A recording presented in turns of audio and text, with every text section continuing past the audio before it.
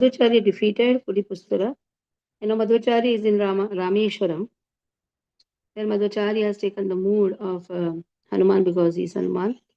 He's the same, same Bhima.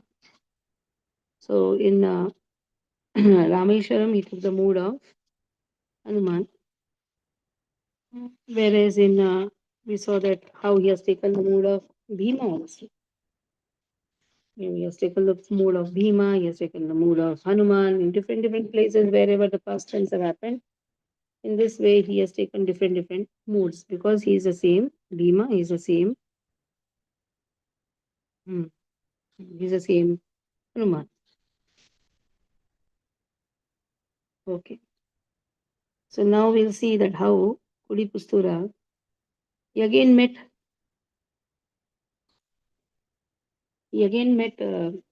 Purna Pragya. Once when he was in Rameshwaram, Kudipustura confronted him. He was also observing Chaturmas in Rameshwaram itself to create hindrance to Purna Pragya. So what was his purpose of coming? To create hindrance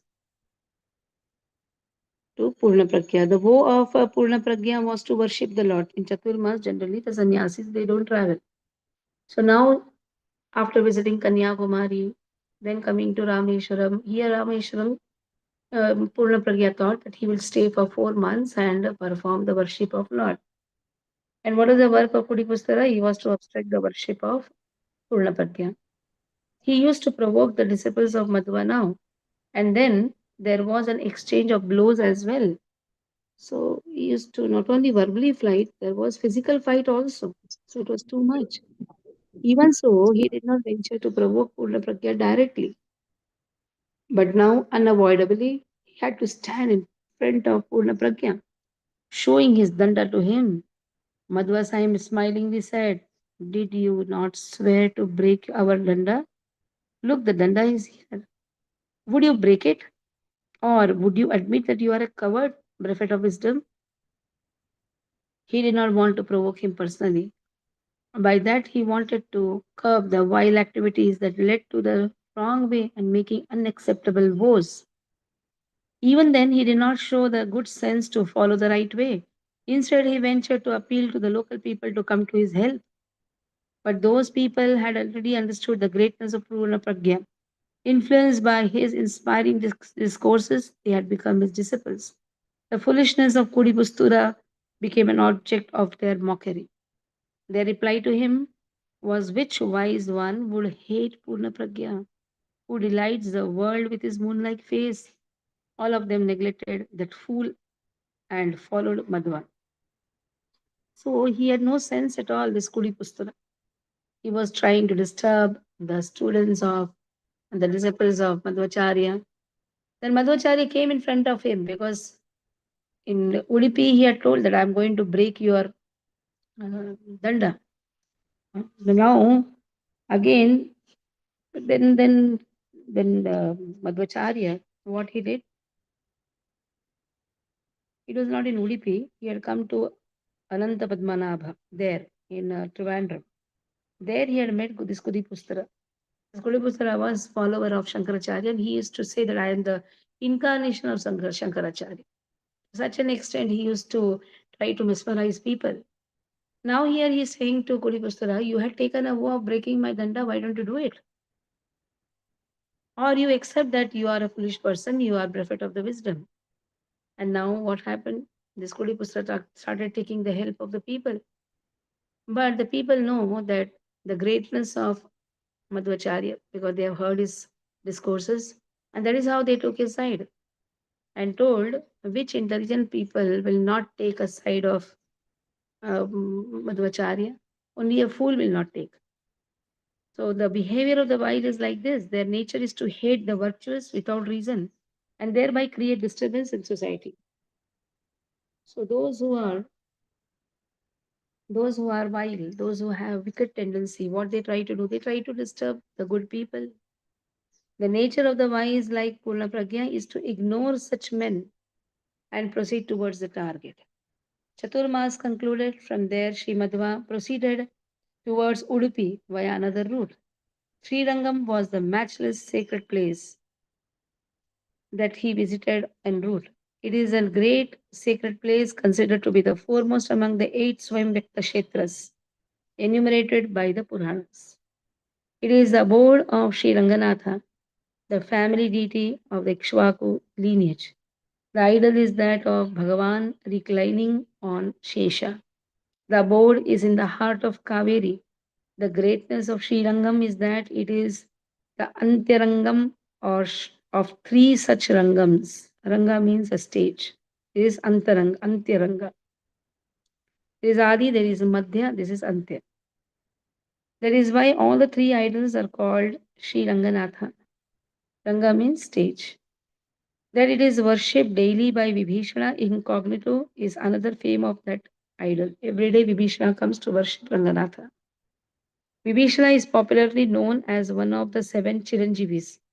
Sri Madhva is also one of the Chiranjeevi, that is Hanuman. The idol of Sri Ranganatha is very beautiful. Indeed, he is an ocean of beauty. It is a supreme idol ever enjoying the cool breeze of Kaveri. Breeze means Pavana. Madhva is indeed an incarnation of the self same Pavana. After bowing to Ranganatha, Madhva proceeded towards the northern direction. He came to Srimusham after defeating many kinds of opponents and teaching real doctrine to the virtuous en route. By the time another Chaturmas was due. So, in this way, Madhvacharya was traveling. The next Chaturmas is going to come. That means that practically 1 year it has happened. Dandatirtha in Sri Musham. Sri Musham is another Swayamvyakta Vaishnava Tirtha, Swayamvyakta, where Lord appears on his own. Varaha Swami is there in Sri Musham, Bhuvaraha Swami. It is known as the very sacred place sanctified by the presence of Bhagavan incarnated as Varaha. The Moola Vigraha is Bhuvaraha Swami and the processional Utsava Vigraha is Yagyavaraha. Sri Madhva beheld Yagyavaraha and prostrated by eulogizing as follows. Asya Yagyavarahasya Vishnor Mitatejasaha Pranamam Ye Prakurvanti Teshamapi Namo Namaha. So this verse is there in Varaha Purana.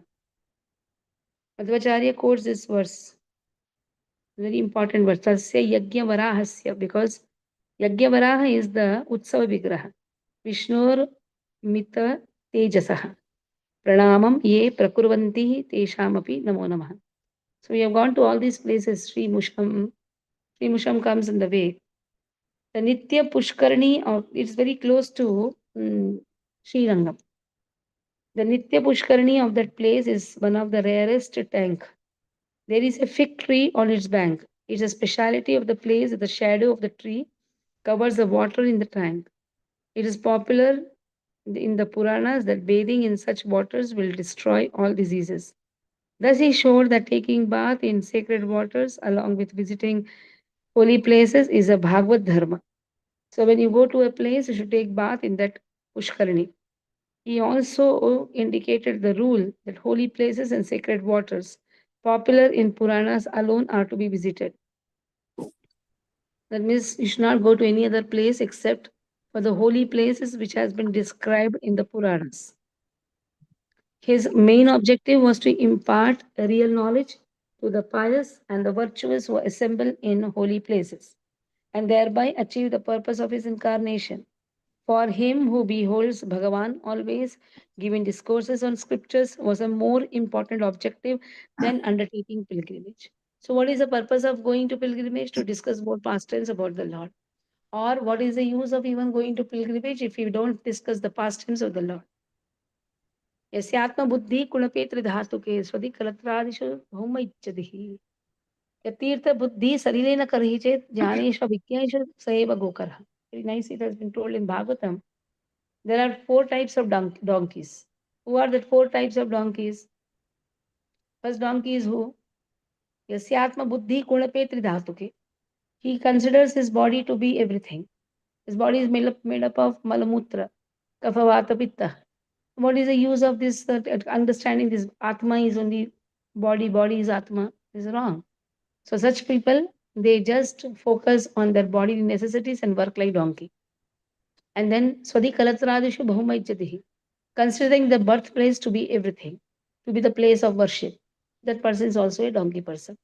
And another is who Yatirtha Buddhi Salilena Kalhichit, going to Tirthyatras but not eager to listen about Lord.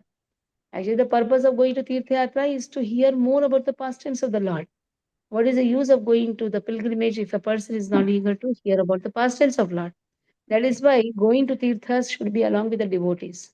It should not be along with the family members and all these things. These family members and all will talk all gossips. They'll do all type of this shopping, that shopping, and the focus of going to the pilgrimage is automatically lost. Whole family members should be enjoined in the yatras. The yatras, there is no other business. The only business is whole time discuss about the Lord. Yeah, Madhyacharya also speaks the same thing. And then Janesha Vigyesha Saiva Gokara. So in this way, these three, it's not four, it's three. Janesha Vigyesha Saiva Gokara. Such people, they are doing the work of a donkey. Gokhara, go also means cow. A cow is also mentioned, donkey is also mentioned. Because cow also is though we get knowledge from the cow, but cow in itself is also ignorant.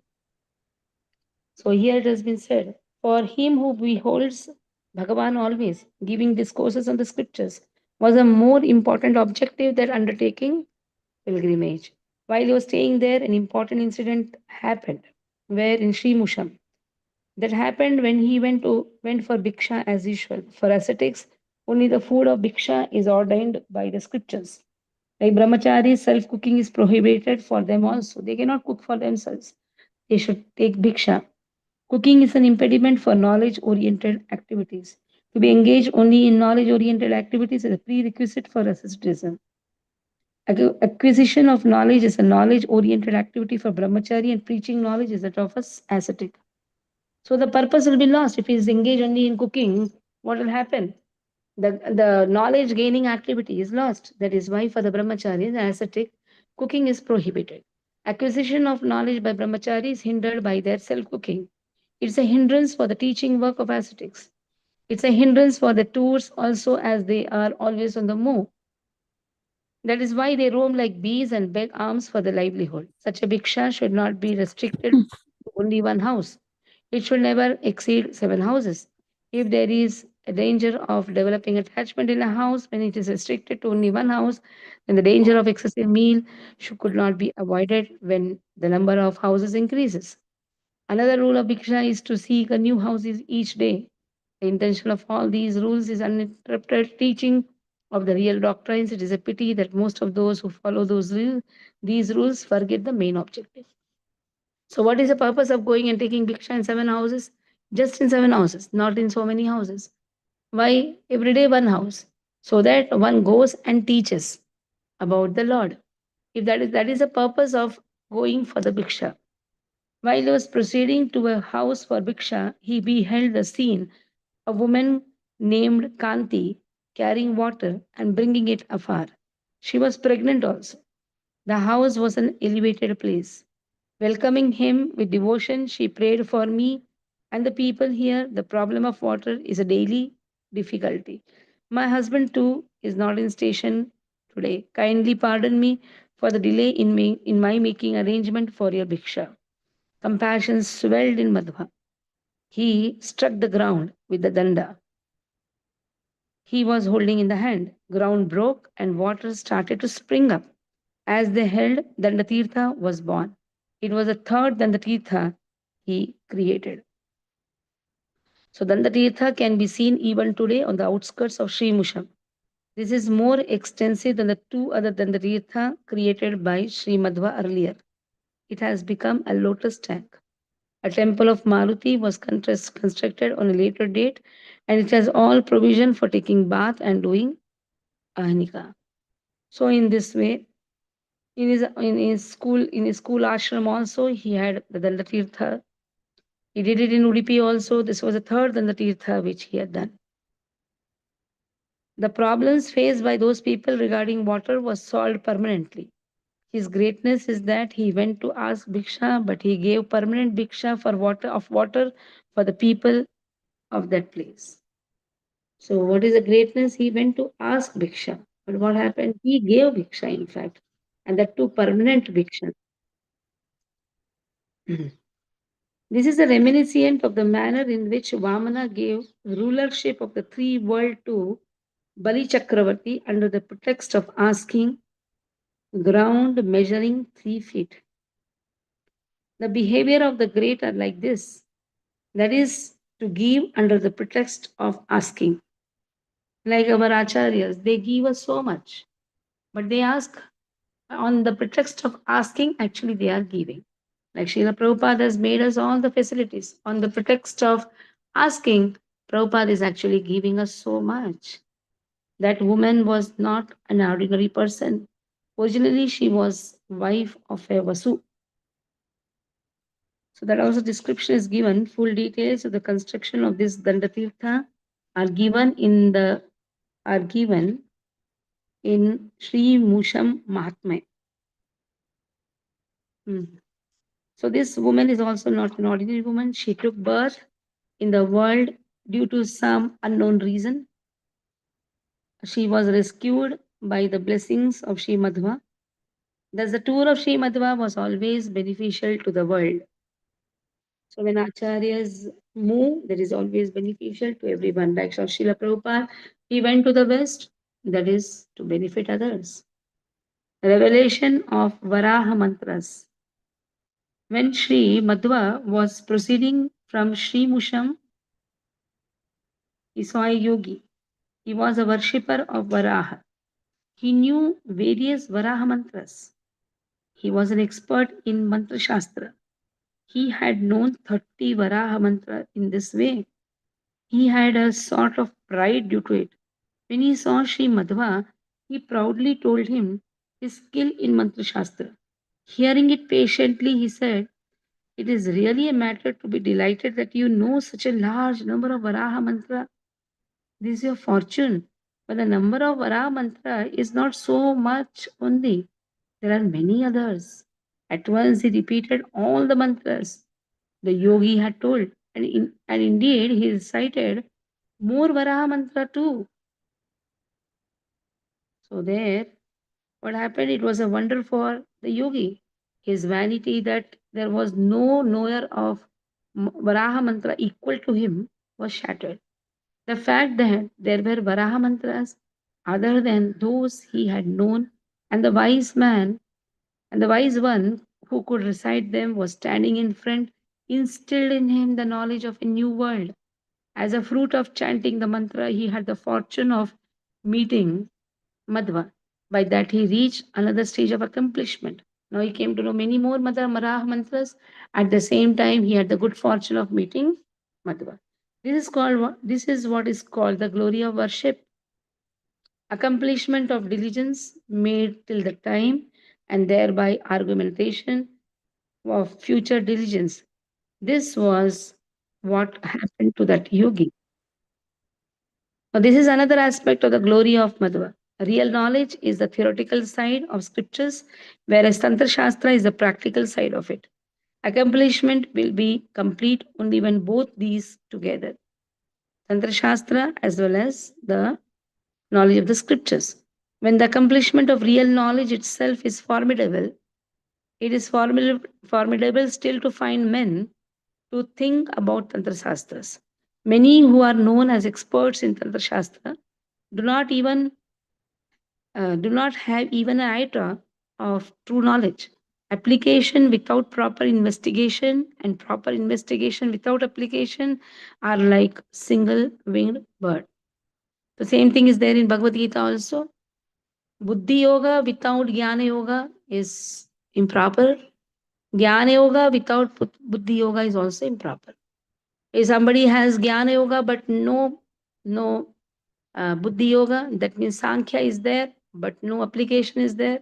Knowledge is there, application is not there. That is only just, you can say, speculative knowledge. Application is there, but knowledge is not there. That means Karma Yoga or Buddhi Yoga is there, but Sankhya Yoga or Jnana Yoga is not there. Then that is only sentiments. So it will never fly in the sky because it is like single winged bird. You need two wings for the bird to fly. So this bird cannot fly. There will be only a cry of vanity. Sri Madhva is a matchless yogi world had ever seen. Like in Tattva Shastra, he had very clear knowledge of Tantra Shastra as well. Tattva Shastra is also there, knowledge is also there. At the same time, Tantra Shastra is also there. Tattva Shastra is Sankhya, that is Jnana. And Tantra Shastra is Buddhi, that is Karma Yoga. If his mastery over Tattva Shastra is evident in his works like Brahma Sutra Bhashya, his accomplishment in Tantra Shastra is explicit in his work Tantra Sara Sangraha. So Brahma Sutra speaks about Tattva Shastra. So we have four tattvas. That is Radha Tattva, Dhama Tattva, Radha Tattva, Krishna Tattva, Dhama Tattva, Guru Tattva. Tattva Shastra speaks about the knowledge, and the Tantra Shastra speaks about the the process how to understand our relationship with Lord. That is Buddhi Yoga, Karma Yoga, Buddhi Yoga, Bhakti Yoga. The way in which he has expounded the all inclusive nature of Tantra Shastra in it cannot be found elsewhere. If that yogi has accomplishment in only one Maraha mantra, Sri Madhva was Mahayogi who had accomplishment in all mantras. Sri Raghavendra Swami has described that the number of mantras in which Sri Madhva had accomplished was 7 crore. 7 crore. There is no count of the number of glories exhibited by Sri Madhva. In fact, each one of his deeds is a great glory. So, in this way, Madhyacharya has expounded so many mantras. Mantrayatehe mantra, 7 crores, more than 7 crore mantras. There is one nice mantra, Om Namah Shivarahaya Dharani Uddharanaya Swaha Namaha. This is one Maraha mantra. And then Om Namo Bhagavate Varaha Rupaya Bhurbhuva Swaha. Then I'll write two mantras and give to you, which actually it should be chanted every day. Bhuvaraha mantra. Varaha Swami gives us the substratum. That is why Varaha Swami should be remembered every day. At least 11 times or 21 times one should chant Bhuvaraha mantra. It's very important Bhuvaraha mantra. So that we have a nice, you can say, a nice sustenance or nice sustainability in the earthly planet. Because we are there in this earthly planet, so naturally our gunas should be sattvic, our existence should be sattvic. So for our wonderful existence, Bhuvaraha mantra is chanted. So in this way, we'll take another one more pastime. Sri Madhva in Aduru. The place he visited next is Aduru on the banks of Payasvini. This is all coming from the coastal belt, all Kerala side, Payasvini. The popularity of the temple of Mahalingeshwara here is immense. He visited many places en route. The very sight of his person was a marvel for all the people in those places. They would not have either seen or heard of a person like him, endowed with all virtuous bodily marks. Further, it could not be comprehended by those who are not well versed in the scriptures. On knowing the news of his arrival, a group of scholars flocked there. Those who had come like that were not ordinary men. They had attained scholarship by studying deeply on Rig, Yajur, and other Vedas, auxiliary works like Shiksha, Vyakarana, Chanda, Niruptaha, Jyotisha, Kalpa. So we have 6 angas of Vedas, and these were people very expert in the Vedas. They had labored sufficiently in determining the meaning of the Vedas as well. They were devoted to good conduct too. They hastened like that due to curiosity generated in them by frequently hearing about him. Sri Madhva means omniscient. What is the meaning of Madhva? Means omniscient. He knows everything. There is nothing unknown to him. What a person. What erudition. What brilliance. These words were heard not in some places but all over. That was why there was no much anxiety. Also, on the other side, where his lotus like eyes, face resembling the full moon, golden luster of his body, elegance that makes him makes even Vachaspati ashamed of himself and his beautiful appearance even without adornment, that was an embellishment of the universe. Because of these ordinary persons who were not scholars were also eager to see him. The way in which he was shining like a sun that makes the star scholars fade, like a lion that breaks the fallacious arguments, resembling the frontal globe on the forehead of an elephant, of bad opponents who were like elephants, like a moon on seeing whom the eyes of men resembling blue lotuses blossomed, was beyond description. So all came to see him, whether it is knowledgeable people, scholars, and even those who had no much knowledge. Everybody was so impressed by his brilliance. His body was shining like a sun, and everybody were eager to see him. So the whole assembly was like an ocean. And there, Sripad Madhvacharya is going to speak on Vishnu Sahasranam. So that we'll do tomorrow. Okay? Hare Krishna. Sripad Madhvacharya ki jai. So nice, wonderful day today. Today is Madhav Tithi. So chant as many rounds as possible because it is said two Kartiks are very important. One is Ashadi Kartiki, one is Ashadi Ekadashi, and one is Kartik Ekadashi. So in this Kartik Ekadashi, last Ekadashi also is Kartik Ekadashi. Two Ekadashis come in this month. So let us take full advantage of it and chant Hare Krishna Mahamantra very nicely. Hare Krishna. Any doubts?